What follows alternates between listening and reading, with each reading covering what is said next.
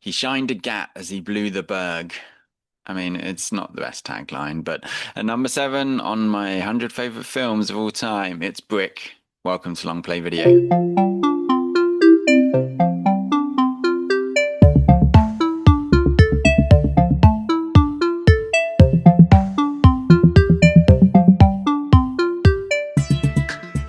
Yeah, and here we are down in the shop on a school day. Oh, That gag will definitely be relevant after we've watched this film. So we're at number seven on my list of 100 favorite films of all time, episode 94. We're going to shake things up after this. So the top six is going to be in a slightly ooh, different format. No spoilers, so we're going to interesting. talk about that now. So this is the last film I'm that dying we to hear know that about we're that. doing. Yeah, I mean the comments and stuff will be coming in. I'm sure people will be stopping work, stopping traffic, just they teased Um, something. But yeah, today's film, number seven on the list, personal favorite from 2005, is just called Brick. hmm, Have you hmm. ever heard of it? I have not heard of it. I've not watched it, not seen it, never heard of it. So I've no idea what this film is about, and I've no idea I, who's in it I or mean anything. that halfway through you might have realised that you have actually watched it, so it's never it's There never there is a nailed on. slim chance, yeah. I may have seen this entire film. Yeah. So let me pass over the DVD, the video to you, so you can Mm. see the cover and Oh, tell us wow. what you So it's think. called Brick, which I guess, I mean, I kind of presumed there'd be a brick in it, but it's just, so it's somebody's arm with some bracelets on, and then like this white like mists or something coming out of their fingers, and then it's just got this is always funny, this is like prime Andy film. There's literally nothing useful on the front cover, and yet and then there's just quotes and 5 stars. It's like, please watch this film, other people said it was good, do please watch it. So We haven't had quotes uh, from different sources so far yeah, the for quite a while. smartest So the smartest indie flick since Donnie Darko. You have to see it. Total Film. God, and a Total Film, they were good. I mean, Total God, Film, and then it's that's legit. yeah, it's reliable. One of the most original and entertaining movies of the year from Empire. You've never seen anything quite like this. So downright cool. It's dazzling from the well-known Hot Dog. Yeah, that's Um, they were struggling a bit. You've got Empire, you've got uh, Total Film, then you've got Hot Dog. Don't know what that is. Hot Dog, yeah. Yeah, okay. I mean, still have no idea what this film's about. I now know that Joseph Gordon-Levitt is in it, but that's it. And So, Ryan Brick. Johnson. Does he Don't ring a know bell? Ryan Johnson. No. Who's Okay. he? So Ryan Yeah. Johnson, this is his first film. After this Yeah. film, he goes on to make The Brothers Bloom, which I presume you also haven't heard of. But then Correct. Looper, Yes, I've heard of Looper. and I've seen then Looper. a small sci-fi uh, indie flick called The Last Jedi, and No, then no of one's seen that. course Knives Out and Glass Onion, a Knives Out film. No, okay. So Interesting. you've All right. not seen The Last Jedi. I don't know. Maybe they all like the same now, aren't they? Basically. So Well, funnily enough, his isn't. His is the one that divides opinion a lot because all of is the that nerds the got one mad with with him. Palpatine's back in it? That's the last one. So that's when they tried Oh to yeah, ignore his one. that So one was basically, super J.J. terrible. Abrams made one and set up the story, and then he was like, "I'm going to throw this story in the dirt." And then Yeah, the third one's like, "No, I had a story, I want to tell it." And you're like, yeah, surely okay, someone should have overseen these and made yeah. sure that they had some continuity between them. Actually, But good films. yeah, Yeah. but evidently not. So Okay. So good director. Um, a detective movie. Okay. Well, this is confusing. It says a detective movie, but then the first start of the blurb is a loner at high school, someone who knows all the angles but has chosen to stay on the outside. So it's like a high school movie, but also a detective. Is it Veronica Mars, basically? Is this what we're saying?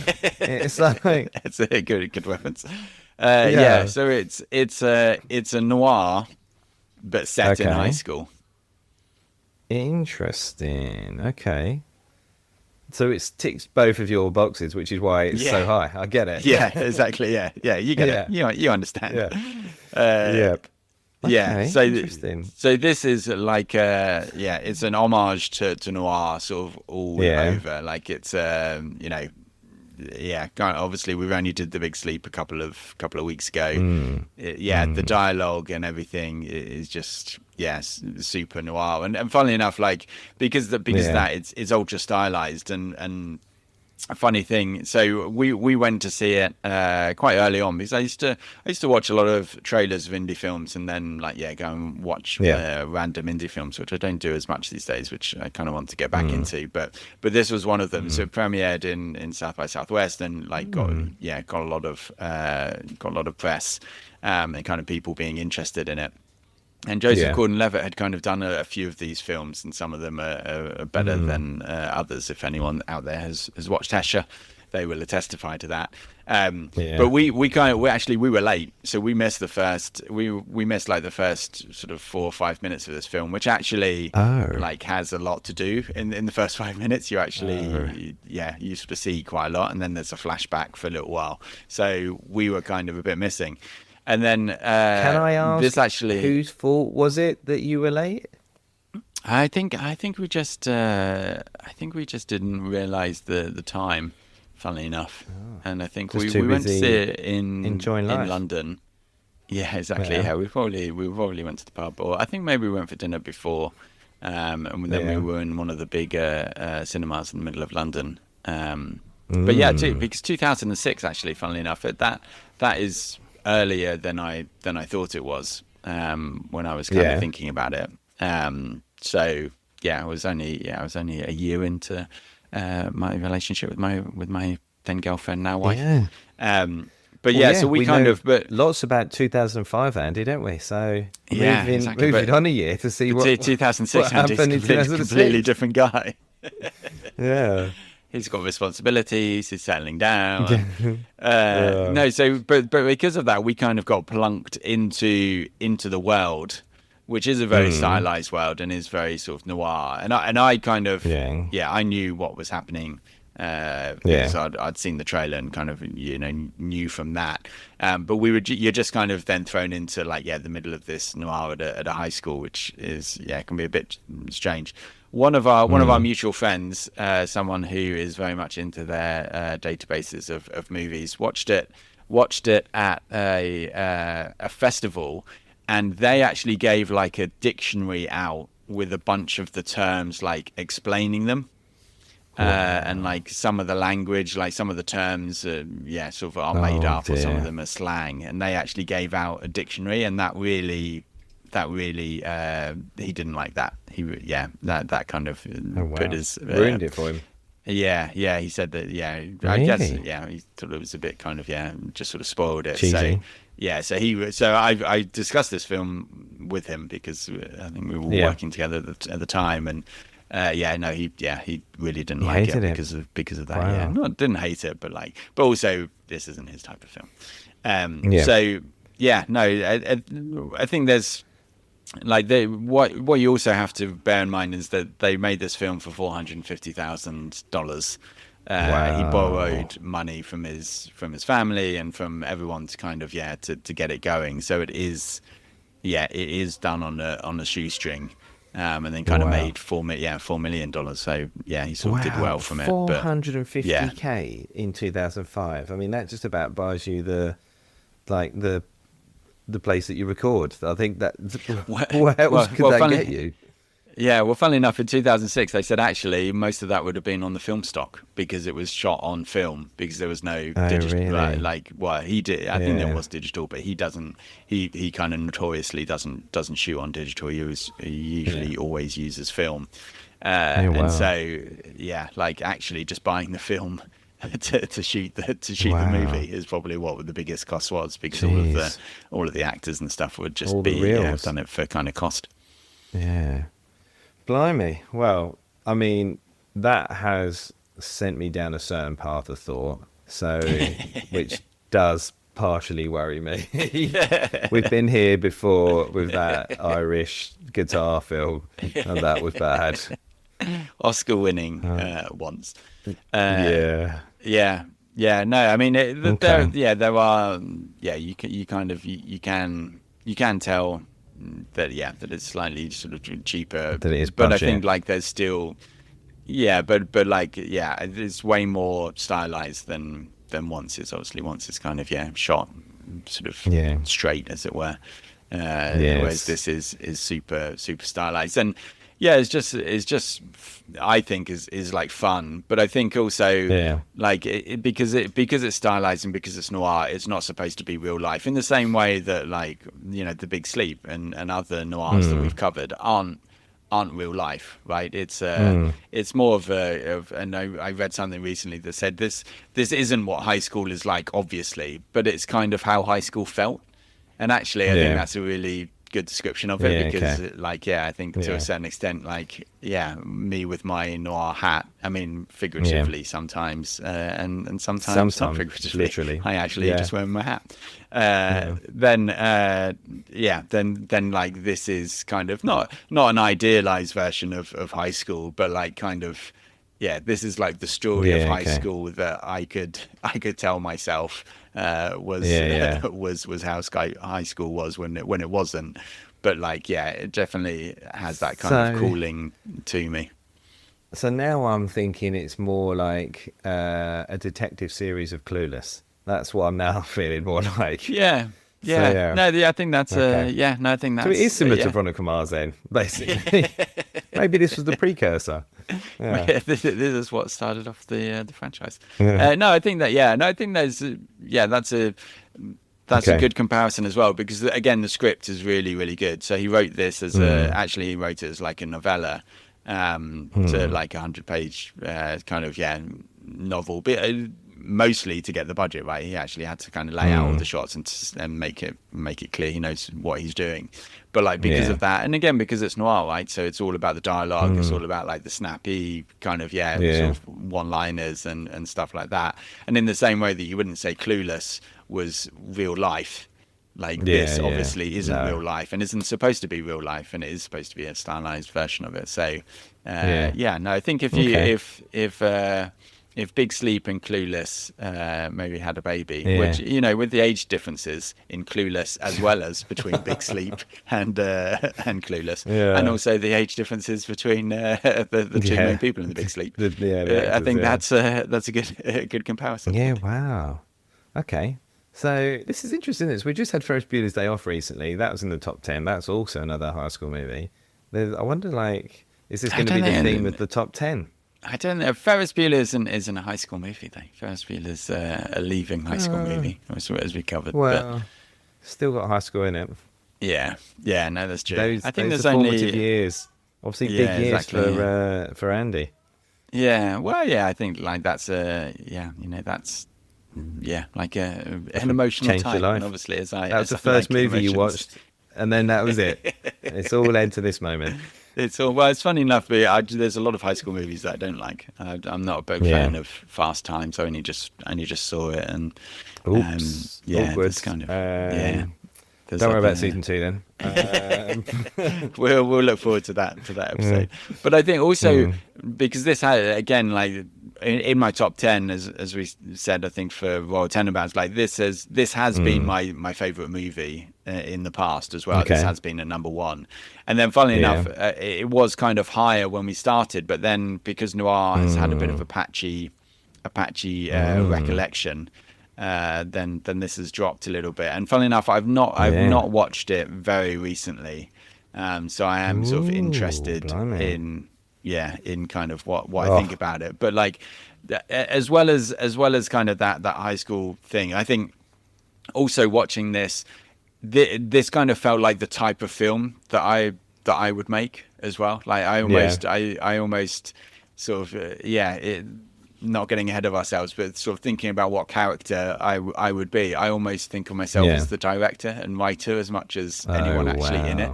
Like this feels like feels like the type of thing that I would have done, or I would have tried to do, because because it is noir, and I like that, and it is the writing, and I like that, and it, you know, and it is kind of putting it all together. So it just kind of it does feel at times, I think it feels a bit kind of film schooly, but like that I also like that. And obviously he's gone on and had an amazing career, and success. now the third Knives Out is coming out this year, I think. Yeah, heard it here first. Well, definitely didn't hear it first. I'm intrigued and slightly apprehensive, I think, is my going into this one. Well, Joseph Gordon-Levitt, I do think is a good actor, so I like him. He's young, and I and do he's like young. the director. Yeah, he's young in this. This sounds like you're briefing me for him being bad. No, he's good. But it's interesting because you've kind of gone backwards and forwards on noir. You liked Big Sleep actually a lot more than I thought you were going to. Yeah, I did really like Big Sleep. It feels very much like that. Like, I'm a big fan of like Clue as well. And it feels similar to that sort of film. It's that, like you said, the dialogue is all about it, and it's the racing from scene to scene kind of scenario. I guess Big Sleep and Clue are not very similar films. Well, yes and no. There's a lot of the dialogue is very important, right, in both films. Yeah. There's not really too much. I mean, there is obviously stuff that happens, but both films really it revolves around the dialogue is the key stuff. Like, you don't see in Clue, you don't see people getting killed; they're just dead, and you turn up. So, which I guess same in the Big Sleep. Depends which version you've seen as to who did it. But we won't spoil season 2. So no. But I do like the director, so that's good. So okay. Yeah. Well, it's really interesting because I think I sort of thought of myself as like when I watched this, even I kind of thought, okay, you know what, I'm going to be like, this is going to kind of be my guy, and I'm going to really like all of his films. And then, funnily enough, Brothers Bloom is a really interesting kind of second film where he almost tries to have his kind of shtick in a like Wes Anderson way, where it's like, okay, this is what I'm going to be known for, and it just doesn't quite work. So then when he goes to Looper after that, I think is really interesting because sort of Looper again is like super interesting and super sort of smart film. But he then kind of leaves, like he then kind of takes away any of the almost sort of dialogue and stuff like that. And I think, as we kind of spoke about with Edgar Wright, I think it's interesting where almost is it easier to be Wes Anderson as a director because you have your view, you have your setups and you have your what everything looks like, or actually is it harder to stick to your guns, because I think with this director, he's done so many now different types of movies, and then with Knives Out and stuff, he obviously has a passion for kind of detective and noir and dialogue, but also he's taken on like a Star Wars movie, and I think like that sort of almost shows more range, which again, like it's not possible to look at a film and say, oh, that's a Rian Johnson film. But like, is that actually good? Is that actually like better? Does that make you in some ways a better director? Yeah, I think I'd prefer that personally if I was trained. I'd rather be like people don't quite know but just really like the films. Funnily enough, I mean, on true form, I've just had a look. I have seen the Brothers Bloom, so which I only saw it a couple of years ago, or maybe even last year. Really? So there you go. Interesting. Thanks, Alzheimer's. But I did quite like that as well. Yeah, I did quite like that. Yeah, I thought it was quite good. Good actors in that as well. I do like Mark Ruffalo. I think he's a good actor. It just didn't feel like it all came together. It was Rachel Weisz and thingy, Adrian Brody, isn't it? So Adrian Brody. Yeah. Well. Yeah. I think, maybe there could be high hopes for this. That's taken a step up. All of a sudden, you're like, okay, well, what I was saying was worrying you, but actually, you've now done some research and you're back in. So. I think, I mean, if it's this high, I'm intrigued by a high school noir detective scenario. That intrigues me. I do quite like the idea of that. So I'm intrigued to see how that works out. So yeah, I think could be again, good. like this is a personal film. It's not like that. It's the best made film of all time. This is a personal No. choice, and there are tons Yeah. of people that I know that have watched this and don't like it. But I think, like Yeah. Yeah. again, if you think, almost if you think to the list about like really sharp writing, really great dialogue, Yeah. stylized so it's not real life, but it's and then Yeah. it's just sort of, I think like you have to go into it realizing that they're having a bit of fun. And I think like Yeah. some people, and I think our mutual friend included, maybe kind of thought that maybe it was a bit pretentious because it's trying to be serious, but I don't think it is. I think Yeah. it's just kind of fun in like that Yeah. noir way where actually storyline doesn't always completely make sense. Yeah. And you just kind of let it go by because it's just cool and it's just like slick Yeah. and and fun. So, Yeah. yeah, that's Oh, why I I like it. mean, super low budget. That still worries me, but I think it sounds pretty good. I think I might like this. So let's see how we go. Nice. Yeah, yeah. Well, Yeah. I'll go and do my prediction. I think. Yeah. Well, I don't think my last prediction, even with 6 films left, I think there's still at least half of those that you've never Still a seen. few. So, Yeah. yeah, I'll go and do the prediction, and then we'll see you after the jump. Okay, what will Kev think about Brick? It's difficult to tell. I know that this is a film that people either really just don't like at all, which yeah is quite a lot of people, or they kind of get the shtick, and so they like it. He's been a bit up and down with noir, but this kind of is Big Sleep, and there's sort of so much of the dialogue that's similar to Big Sleep. So I do think that he's going to like it. Um, I think it's the script is really awesome, and that kind of it kind of like the Big Sleep. If you kind of ignore the fact that the storyline is a bit all over the place, then it should be fine. So yeah, I think he'll like it. So yeah, let's put it on, and we'll see you after the jump.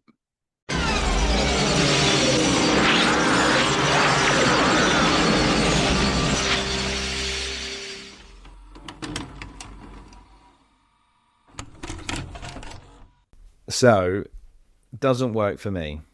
Yeah, okay. This is my synopsis. Not quite a one-word reaction, but yeah. I think this, and I'll be interested to see what you think about this. Having watched this, it really made me realize that certain genres just can't be done by kids. You Like think Bugsy that Malone is, that was the bit that you didn't think worked, like having the yeah, noir in there. yeah, I think so. And I think the reason why is when you think noir, you think detectives, you think they've been scarred by the world. It's dark. If you think about any of the detectives, especially if I think like the Big Sleep, he's like Yeah, drinking all the time. He's like world weary. weathered. Yeah, exactly. He's world weathered. Yeah, and so I Yeah, think you actually miss that. And I think because I was trying to put my finger on it, and I was like, I don't think that noir can be done with that. For me, didn't work with this age. yeah. Oh, And then interesting, because I think what like literally on that point, I think yeah, what sort of the comeback to that, and how I think of it, is that like he's world weary because his girlfriend has split up with him, and that's like at that age. That is like that is everything, the right? end of And your that, world. that is like the world is a disaster Yeah, because your girlfriend split up with you, and so he's like he hates the world literally just because this yeah, girl's broken up with him. And I think that's sort of almost what's sort of funny about yeah, it in a way, is just that feeling of like, yeah, from the Big Sleep, he's probably been to war and he's seen, yeah, he's held his best friend as he's died, and then you've got yeah, like a teenager yeah, in the 2000s who's like, yeah, it's comparable just because this girl broke up with me. And I think that's what yeah, sort of I find it kind of funny in the yeah. Okay. comparison. Yeah, and it's funny. I was writing this down because and thinking about that sort of thing. Like it does feel it doesn't. It's not like Bugsy Malone, but you know what I mean. There definitely is the differentials of the scene. So like, there's the point when Brendan gets brought over to see the pin, and they have the first meeting, and that first meeting is over breakfast. Whereas in any other noir film, it would be at a bar, right? Or something like that. Then there was like the car park during the day. And I was like, no one would ever, it would be like at night in an alley. And then like the tough guy, you know, he was like, when he's like really annoyed, he was sitting there ripping grass. It's just like, that just wouldn't have happened. Like that would be like, I don't know what you'd be doing, like smashing heads or something. But it was quite funny looking at the different scenes in the context of a high school sort of detective show versus this. So yeah, I think it just, that didn't work for me. The other thing was I just couldn't see that Joseph Gordon-Levitt as a hard man. Like I know they sort of put him up there as that sort of thing. I just don't see that, and I just couldn't see that then. I don't even think now I could see him doing it either. It just doesn't seem to be his thing. So they were the two major things for me that I think I sort of struggled with. Yeah, well, I mean, he's not a hard man. He gets beaten up. Like it's just, doesn't he? Yeah, if he beats up the jock, like come on. But that's just persistence, isn't it? That's just that's just literally he just keeps getting up, and that surprises him eventually because he's like, no, I've won. So and he's like, no, I'm going to get back up, which I think is very Man on Fire.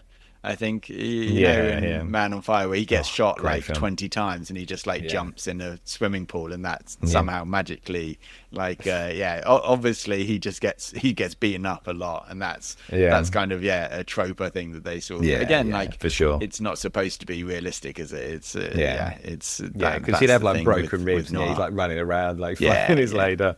So did you still enjoy it then? Did you like it? Yeah, I did. Yeah, as I sort of say, I think it's both a little bit of like an imagined version of high school for me. Yeah. But also like it does feel very much like the almost sort of the type of film I would have made as a teenager as well, because I was more into noir, and I probably didn't see the problems with it as much, and so then it's just about the cool sort of one-liners back and stuff like that, and visually it's like, you know, being, you know, having the character on the outside and stuff, but sort of knowing all of the different people. Like, I completely get it, and I know some people who like this, and I know a lot of people who don't like it. For me, it is like it is almost a personal film where I'm like, I completely understand if people don't like this film. Like so I think you have to sort of be in the same place as it to kind of want the world to make sense and stuff like that, which obviously, like, you know, as we said with The Big Sleep, I think it's quite nice at the end when they explain what happens to everything. I think that's actually quite good. I was like, kind of Big Sleep, that would be nice if they just explained it all at the end. You know that guy that no one knows who killed? Yeah, this is who killed him. Yeah, it was funny actually, because like the dialogue is good, and like the premise of the whole thing pulled together, and the way they pull you through the scenes is quite nice. Like I think if it had been like in a different context for me than high school, I think it would have been a really good film. Like I think I'd have enjoyed it, but I just couldn't. It just didn't.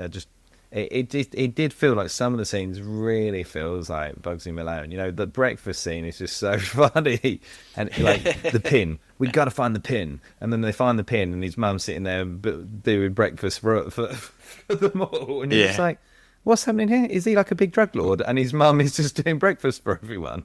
Yeah, so, but which they're definitely playing for laughs. Almost like that's the only bit where they're kind of winking a little bit at like the absurdity of it, because otherwise I think they do play it quite straight.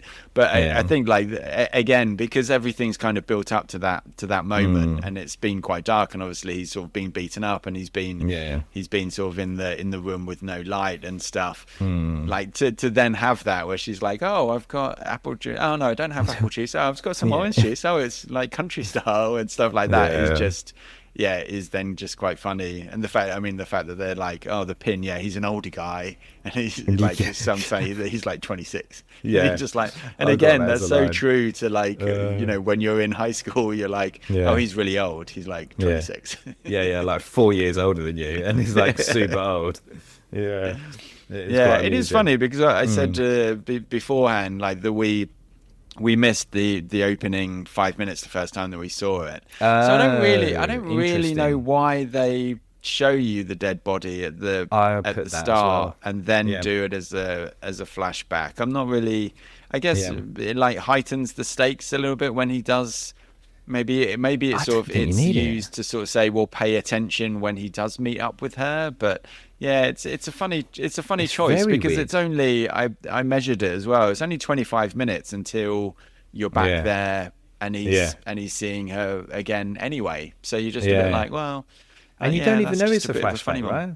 They don't tell you it's a flashback, so you just work out. You go, oh, okay. No, it says like 2 days previously. Oh, and it did. Goes to the to the other one. Yeah, it did seem a bit. But pretty. Yeah, it's a bit. Yeah. So actually, when you watched it, that was probably better that you missed the first 5 minutes. Yeah, that's the thing. Yeah, for us, it wasn't Columbo. It was we were we were discovering it as we went. Wow. So what did you like about it then? Was it still like? I mean, I presume like the dialogues was one of the things that you enjoyed. Yeah, no, definitely and just kind of the feel of the noir. And it is it's sort of almost that, okay, well, write what you know. And he's so young when he writes this that he's like, well, I love all of the noir. I love, that kind of big sleep, which kind of, again, by the time, I mean, obviously, like high school is actually quite a long time, right? So feels like I think by the time I'm like 20, I've watched The Big Sleep and I'm super into noir and Maltese Falcon and stuff like that. And so it's all kind of post high school for me because I wasn't this guy in high school. Yeah. But like I think then you weren't going around solving murders. What the hell? I worked for the dean's office once, but God, that seems so strange as well. That the principal. It's just so funny though, because it is the like head of police, like the police sergeant cheering you out. It reminded me of the other guys when Michael Keaton's doing it. Don't be no scrub. So like those sort of just the feel of it and the dialogue. I do like it's watching it with a critical eye. It's a lot more uneven than I remember. Like because the violence and almost when he does get angry.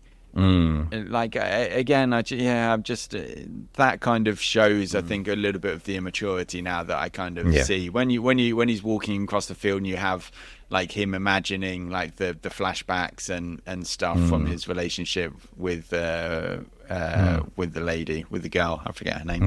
Because she's not in it. She's not in it at all because she dies in the first 5 seconds. Emily. Yeah, when you're having the flashback to Emily. And he's like, "You're the only one I love." You're like, again, watching it, it just kind of makes me laugh because you're like, this is such a like teenage thing to do that you can imagine this being literally made by teenagers. It's the same with the poetry. It does feel like that. in the party where she's doing Laura's doing the poetry at the piano and it's all rhyming, and you're just like, that's such a teenager. Like it's not good poetry, but like as a teenager, you would have been like, wow, that's super deep. Everything rhymes. That's really amazing. It must have been great. So I like it now just to sort of like again because I think at certain times that is how high school felt, and it's not true to life at all. And even at the time, like looking back at it now as an adult, you're like, oh, like guys, what were you doing? That wasn't important at all. But at the time, it does feel as important as anything in a noir, and it does feel like life and death. And so then it's a little bit jarring, obviously, when they kill Dode. Like the stakes are almost a way higher than they should be if you're kind of following the logic of the film, because actually when he's saying to the dean, you can't come after me, but like people are dying, you're a bit like, no, I think this has stopped being a school disciplinary issue. There's 2 people who are dead now, so that's probably one of those things. that was crazy as well, wasn't it? That scene was a bit mad. It was just like, oh, okay, they are going to kill him, and they've just killed him. Yeah. Yeah. But it's a bit such a bizarre. great shot, like in front of the tunnel. Yeah, the and cinema like, and then looks you good. see the smoke coming, and the pigeons come out like in a John Woo fashion. So that is, and that's the thing. I think it's funny now, but I think a lot of the style of it, you can tell, like for a first time filmmaker, you can tell that there's something there, and there's something that, like, just the shots again that are kind of chosen and stuff, you're like, oh, okay, actually this is really well put together, even though there's a lot of unevenness in it. I think you're kind of like, even watching it now, you're like, this is someone who is going to like want to watch. And kind of because the some of the hallmarks and the style is so consistent, even though it's a bit of a laughable premise. Yeah, no, I think you're right. You've nailed it on the head there, because I think when I look at it about like how the scenes pulled together and how it's like pulled through, like if you think, I mean, I guess this must have been a similar type budget, maybe a bit more than was it You? Was that Once? And that film is absolutely horrific. Whereas this, I do think that when we'll get onto it about the deep fakes, but I think if you deep faked all these people into it and then you turn it from daytime to nighttime, this becomes a really good film. Like, it's a really good film. And so I think you're right. Like, I was watching through it, I'm thinking, it is like snappy dialogue that he's trying to put in. The scenes do trail together nicely. Like, it was. He does take you on a journey, which was really good. Just like I said, for me, it just couldn't. The teenage bit just didn't quite work. But you could definitely tell that he was going to be one to watch. And then I guess that's probably. You said he's the guy that did Glass Onion, right? Yeah. So there you go. So he's now come full circle, gone back into it, and got a huge hit doing. Where he started. So which is pretty impressive. Glass Onion, and I mean Looper, was sort of his breakout, breakout one, and then he does Poker Face as well. I don't know if have you seen? Seen a bit of it, yeah. I know you said it was pretty Poker good, Face. right? You've watched most of it. I mean, it's very Columbo, which is why I like it. But I think again, it's good, and it's just that sort of that murder mystery is clearly what he likes. Yeah, which is great. I love them as well. More of those. Keep coming. Yeah. Are you going to phone him up, or should I tell him? Well, and obviously and that's the thing, because obviously you're not a Star Wars fan, but there's a lot of controversy in the Star Wars universe about his Last Jedi. Take, really? Because again, what he does is kind of subverts expectations, because that's kind of what all murder mystery does, isn't it? It's like, okay, well, this is the story. Actually, no, it's not. And like that is like as noir as you get, is like the red herrings and everything else. And so he did that. And Last Jedi, I do really like it. I do think there's a few scenes in it that visually are like the best scenes of the sequels to the prequels. Makes over $1 billion. He delivers that on budget and everything else, which again, to kind of go from this, which was literally like 450k, like nothing, then into kind of Looper, and then to get like a Star Wars movie it's just pretty amazing then to do that. And then obviously I think his Netflix contract is pretty big, so so he'd be doing all right out of that. Was there anything you thought that dated the film? I mean, funnily enough, I think do mobile phones kill noir? Is basically any noir plot broken by the internet and a mobile phone? Maybe it does. Well, certainly by ChatGPT. ChatGPT, tell me who killed Emily, He'll probably say though. He'll probably be like, "Oh, Emily's not dead. Oh yeah, no, she is. Oh yeah, sorry, yeah, she is." Yeah. Well, your one, because it's always giving you comedic responses. That's a good question. Yeah, I mean, I put telephone wonder. boxes. I wonder what Rian Johnson's ChatGPT is. It's very cryptic. It basically speaks to him in noir. Yeah. I think that would be a good one. I'm only going to tell you half of the question. Can you complete the question and give me the answer? But because it is kind of all noir works to a certain extent because the main character doesn't know stuff, and yet you as sort of an audience know it. So I think that's super interesting, isn't it? Yeah, you're probably right. Was there any questions you thought the film asked or answered? Well, so there is a theory that the brain isn't a real person, that it's just like him thinking about things, because you never see him with anyone, and it's a bit of a it's a bit of a Fight Club scenario, which I think is there just a conspiracy theory that every film is Fight Club? Has that become a thing now? Yeah, okay, basically, yeah. Are we really here, or is this Fight Club? Am I really here? Maybe I'm not here. Yeah, I don't know which one of us would be the would be the imaginary thing. Well, I live in Australia where everything's the 80s, so clearly mine is made up. So you're just is that The Notebook? You're actually from the past. I don't know. There's a lot of things. What I really love and appreciate is when they're talking with everyone about where do you eat lunch, and like that's like that identifies you. Where did you have lunch at school? What did you do at lunch? Oh God. Well, it depends on the day, but if you had sports, you had to go and get your own lunch because you couldn't fit anything in your bag because it was gigantic. But then the days that I'd pack lunch, I guess probably eat on like the field or in the playground, I guess. Yeah, I don't know if that has. I don't know what that says about me. There's probably some maybe thing in there. You were one of the popular kids, obviously. Well, I did used to like play sports. That was the thing. So I'd always like to be out and about doing something. So that was probably it. What about you then? Were you on the bleachers? Yeah, I was underneath the bleachers. I was reading a book at the back. No, pretty much the same, to be honest with you. Yeah. We used to play basketball a lot. Like there was like 5 of us who would ask to play basketball at lunchtime in the gym. And then we would kind of try and get other people involved. So we would play that. And I think for like 3 or 4 years, I just didn't eat lunch. I just played basketball, and then I ate lunch on the bus on the way home at like 3. And then dinner. During your parents are like, for God's sake, you're not getting any dessert until you eat your greens.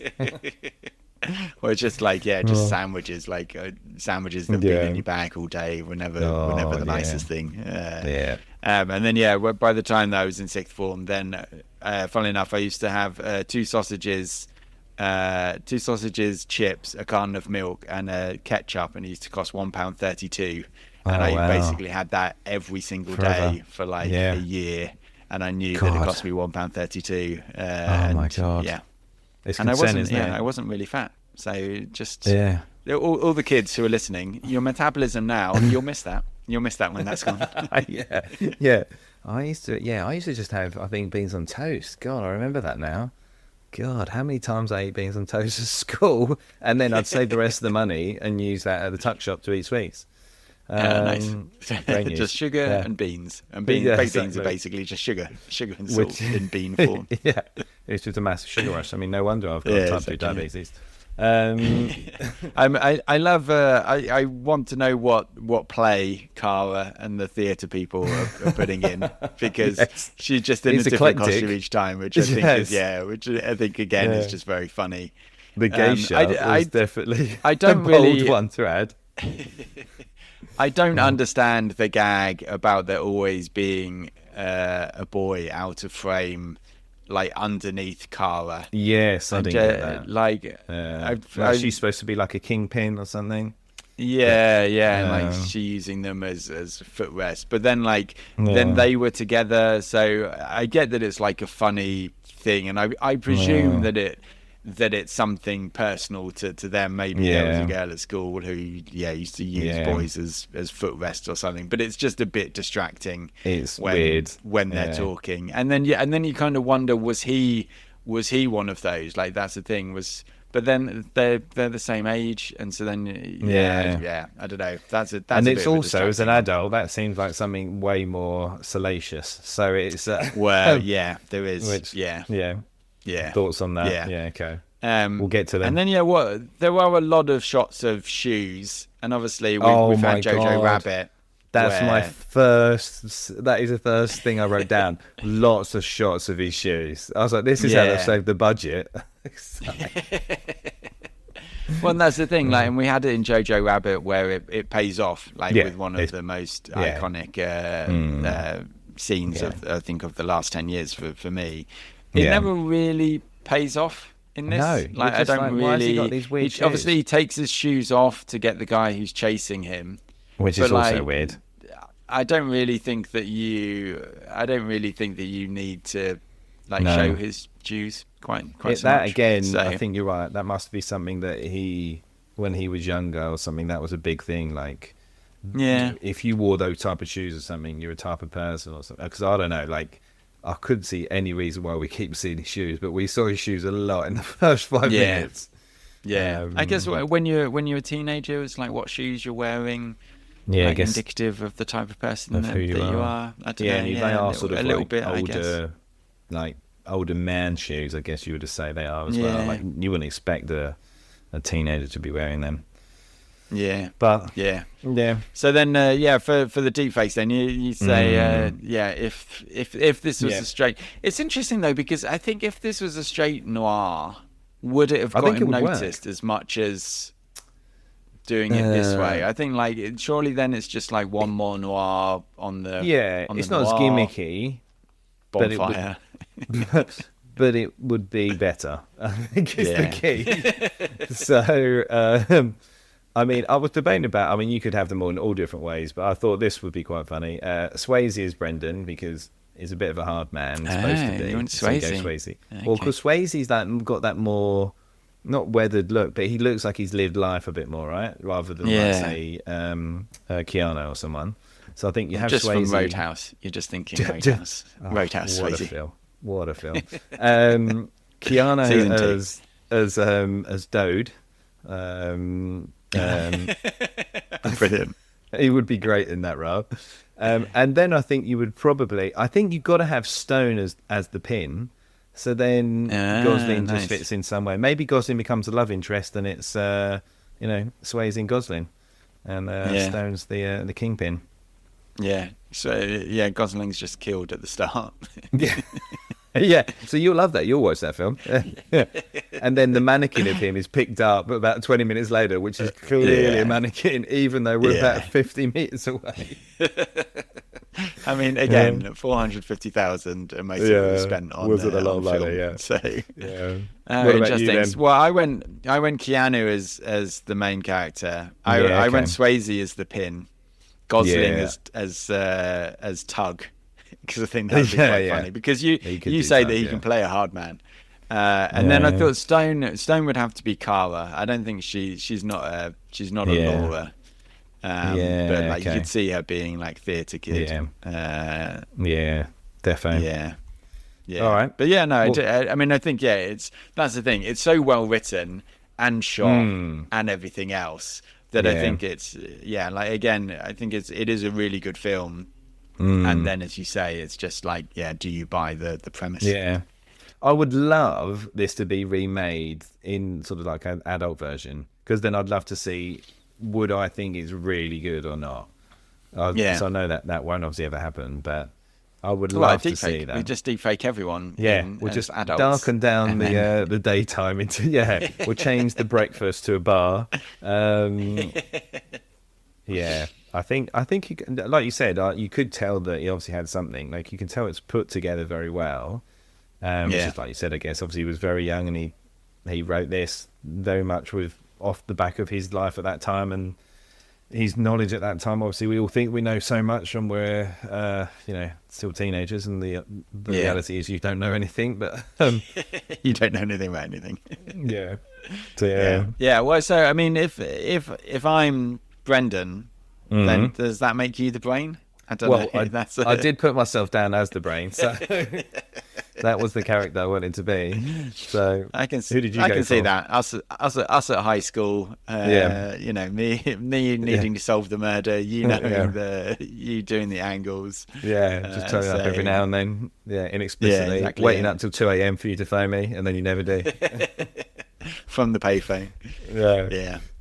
What about lines then? Do you have any? I mean, you had he's supposed to be held like 26. That was a great line. Did you have any others? I think so much of the script is great. I love his interplay with Laura, where he says, "Go away. Look, I can't trust you. You ought to be smart enough to know that. I didn't shake the party up to get your attention. I'm not healing you to hook you. Your connections could help me, but the bad baggage they bring make a zero-sum game or even hurt me. I'm better off coming at it clean." And then when she says, "Oh no, it'll be fine," he says, "I can't trust you. Brad was a sap. You weren't. You were with him, and so you were playing with him. So you're a player. With you behind me, I'd have to tie one up watching both your hands, and I can't spare it." And you're just like, it's just great. It's just such a great noir kind of backwards and forwards. Like, I can totally imagine those two speeches being in the big sleep, like easily. Yeah. He's got the writing down pat on exactly the dialogue. For sure. No, exactly. Yeah. And then just some when he's talking to her on the phone, and she says, "Oh, you know, I've got all the time in the world," and he just says, "Oh, the folly of youth," and then hangs up. I thought that was a good one. When Laura says, "Do you trust me now?" and he says, "Less than when I didn't trust you before," I think is a great line. The pin saying, "You're going to make me curious," being so curious, I think is great. And then when he says to the vice principal, who funnily enough is he's Shaft. I don't know whether you picked up on that, but he's the actor who plays Shaft. So it's quite funny that he's now like the other side of the desk.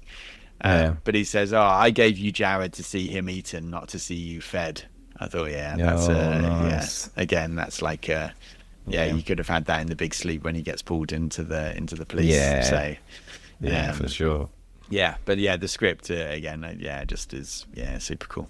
Yeah, and that's the thing is it's kind of, and that's the thing that for me I just couldn't get past it, and that's why I really struggled on it, because I was like, there's such good lines, and they're delivering them, reasonably well, but it just didn't add up in my brain. I'm like, this doesn't work. It's like it just couldn't get. We've mixed two genres together, and it doesn't work. It doesn't work for me. Yeah. So what about lines for the podcast? I had a couple for this. Yeah, I didn't really have anything from this. Did you have something? I'll fill two in then. Some of these might be a little bit more personal to my view on the film. So a bad break for you, friends. That just felt, I think, about me watching the film. And then I guess as we get to the end of season 1, I thought this summed it up quite nicely. I was like, you're not doing it right.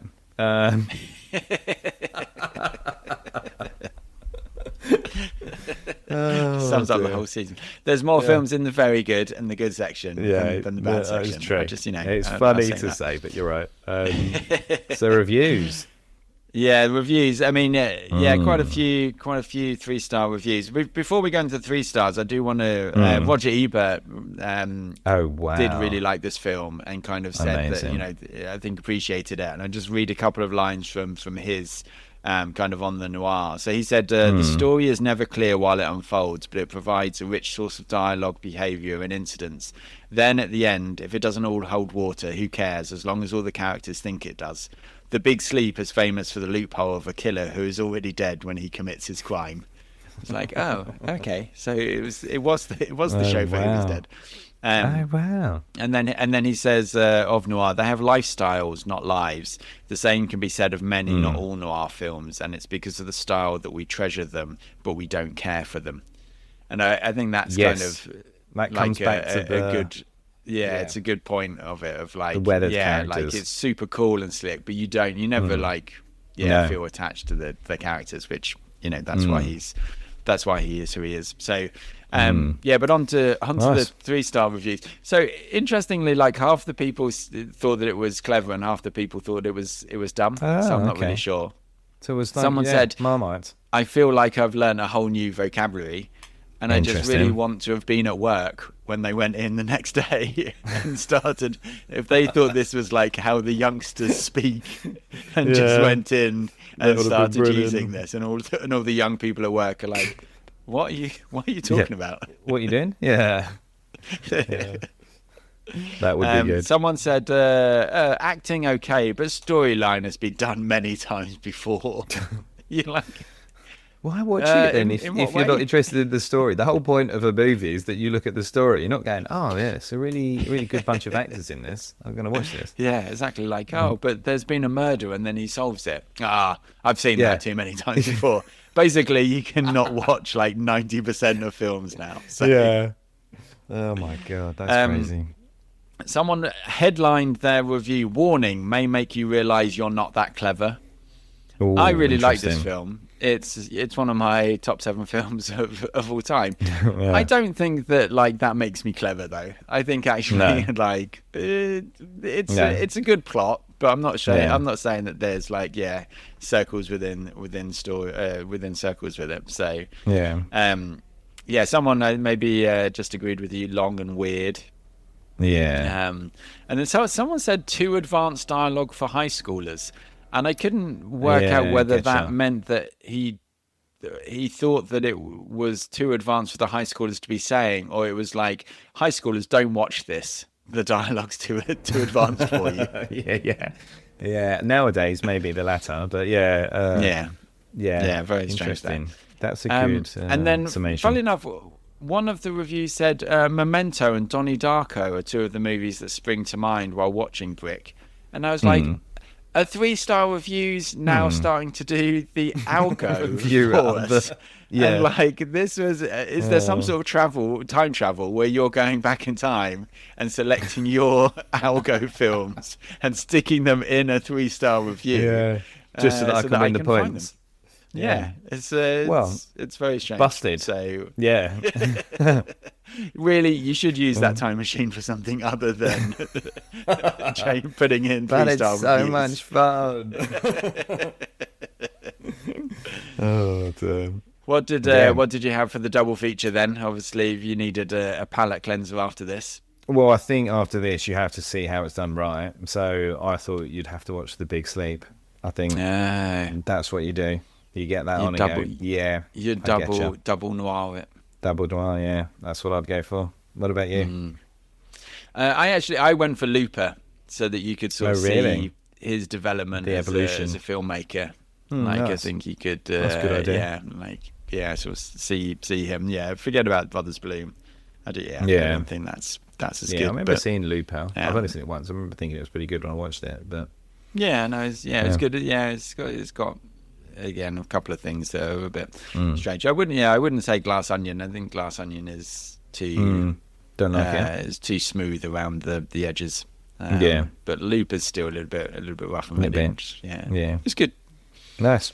So All right. there. I mean, Time Machine notwithstanding. Yeah. What did you go for with the? Well, this was tough because, I didn't really like it. And then I was trying to think, well, what other films would I not want to watch? So that was the challenge. But also that had that, like I said to you, the issue for me was the kid thing. And so I was like, what other films have that sort of like kid slant? So I came up with a few options, but Hook was one of them, which I think I was like nailed on. That film was terrible as well. And Brick. Imagine what. Yeah. I mean, that's a double feature. Yeah, that would be a double feature. Pump Up the Volume, but that is a much better film, but it's the same, I guess, age range. Yeah, and then I dialogue know and obviously I stuff. said Veronica Mars as well, so I've added that in. But I honestly don't even know if I want the point, to be honest. Because yeah, Well, the algo went very noir. So when Yeah, Kiss Kiss okay. Bang Bang, Big Sleep, Long Goodbye, yeah, okay. and Oh, then Kid Detective. So I hadn't seen that. Yeah. That sounds like that could be nailed on for it. yeah. So yeah, I think that gets the algo. I don't Fair think enough. you were I don't think you were trying particularly. Which I mean, Yeah. you're running out of catching road up? there. That's 3 weeks in a row for the algo. So Just it's teasing it. It's finishing Getting it strong. close. I just Well, but there's a lightning finish at the end. I'll bring it all in for the last 6. yeah, you're not over. Was the there 50, any comedy you're not over from the 50%. from the AI this week to report No. on? No, You've had a just, stern warning with it. Yeah, exactly. Yeah. Yeah. I have put a I will noir erase filter on you. it now, though. I will get rid of So- the history if you don't decrease it down to 50%. Yeah, exactly. After Interstellar, it knows that I now know. Just take the humour setting down to 50%. Knock, knock. Good. So you did still like this, but I'm going to predict I think this is going to move down. So it's at number 7. Where's it going? Yeah, for me, this is like a personal favourite, and I get like all of the criticism of it, and I get that everyone's not going to like it, but Yeah. almost sort of how seriously they take teenage life. I think between the ages of 16 and 18, I took teenage life this seriously, and so I would love to see you wearing the same clothes. to be honest with you, like having the baggy coat and like my hands in my pockets, like and like pulling it. That was actually a bit my That style. was you? Not the shoes. Yeah. I definitely had cooler shoes.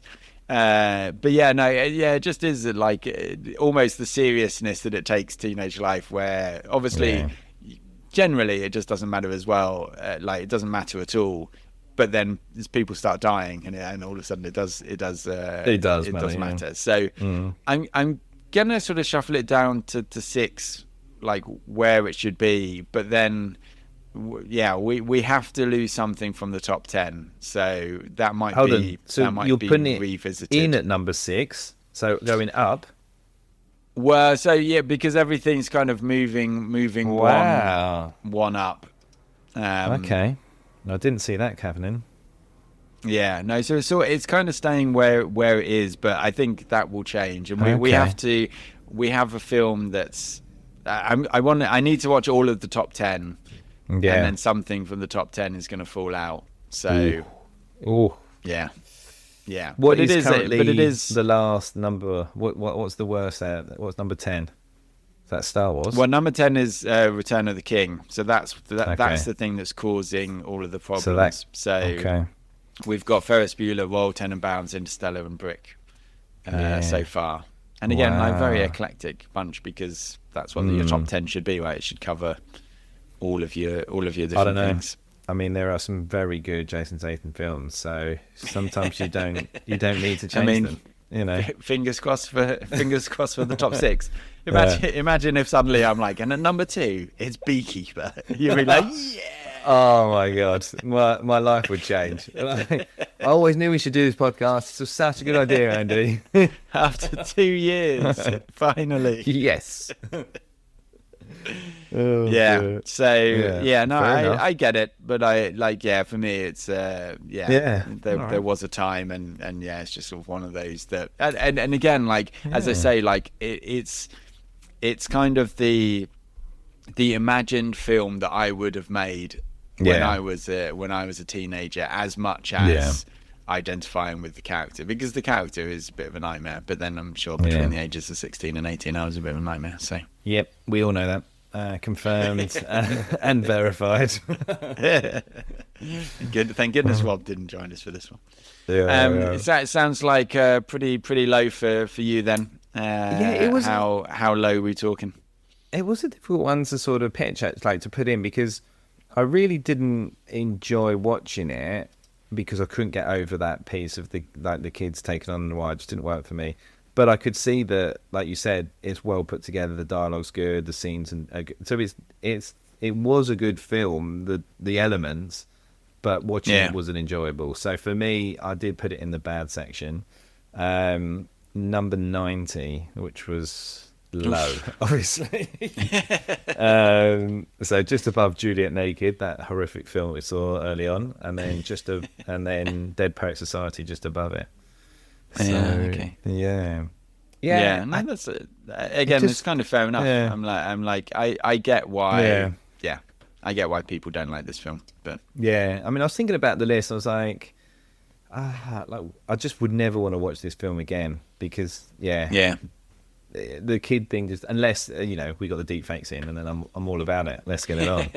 unless we get get your mate Doug to That's a good point. call up Ryan in the I'll chat to him for a while. the Directors Guild, Yeah, and should get get him that to going. remake it. I'll see. I'll give him a chat, and I'll bring you an update next week. Okay, nice. Yeah, look forward to it. Yeah. Awesome, cool. Well, there we go. Thanks to Tom Miller for the theme song. Brick's the kind of smoke that clings. Your coat, your collar, your conscience. Next week, something crooked and new. Until then, shut us down, rain for company, and 2 sets of footsteps fading down the pavement. Till next week.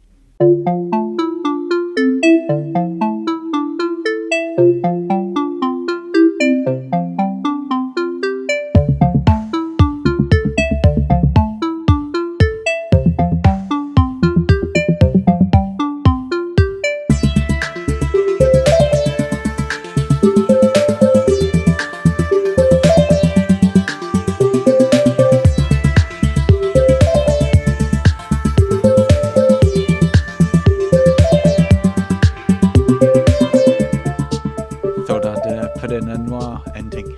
Yeah, nice. Yeah, it's good.